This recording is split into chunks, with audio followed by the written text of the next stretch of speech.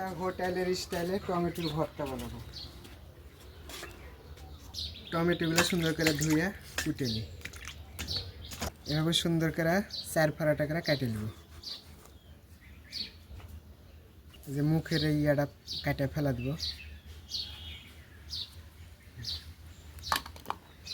টমেটোগুলো আমার সব কাটা হয়ে গেছে। এখন আমি রসুনগুলো সুন্দর করে কেটে নেব।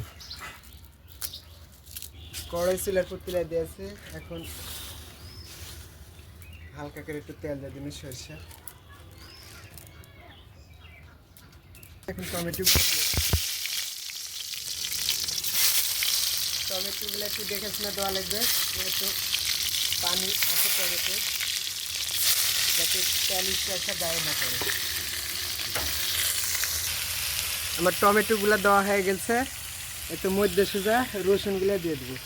রসুনগুলো কম বেশি দিতে পারেন, সময় নাই তো অল্প কটা রসুন দিয়েছি, বেশিও দিতে পারেন।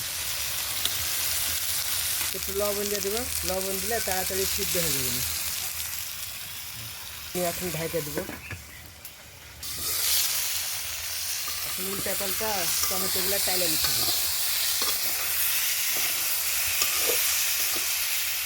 আমার টমেটোগুলো কালা হয়ে গেছে আর পানিগুলো একবারে শুকালে আছে, এখন আমি তুলে নিব। মরিচ তেলে নিতে হালকা একটু তেল দিই, অল্প একটু তেল দিলেই হবে।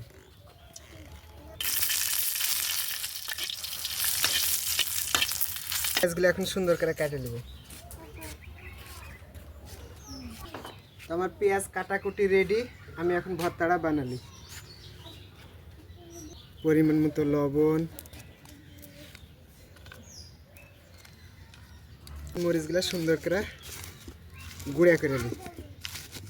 আমার মরিচগুলা ভাঙ্গা হয়ে গেছে, এখন আমি তো পেঁয়াজ একটু বেশি দেবো। ভর্তার কাঁচা পেঁয়াজ বেশি দিলে খাইতে ভালো লাগে।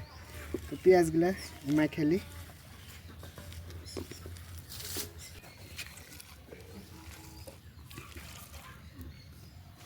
তো অল্প একটু সরিষার তেল, 2-3 টেবিল চামচের মতো দিয়ে সুন্দর করে মাখা নিব।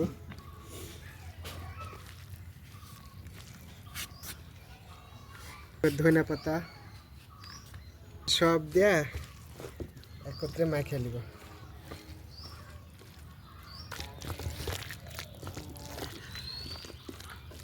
এরকম একটা ভর্তা হলে আর গরম ভাত সাথে আর কি লাগে।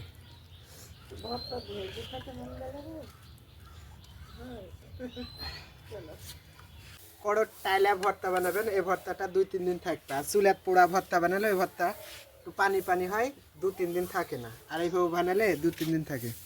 তো আমার ভর্তাটা বানানো কেমন আছে অবশ্যই সবাই কমেন্টে জানাবেন। আর ভালো লেগে থাকলে অবশ্যই পাশে থাকবেন।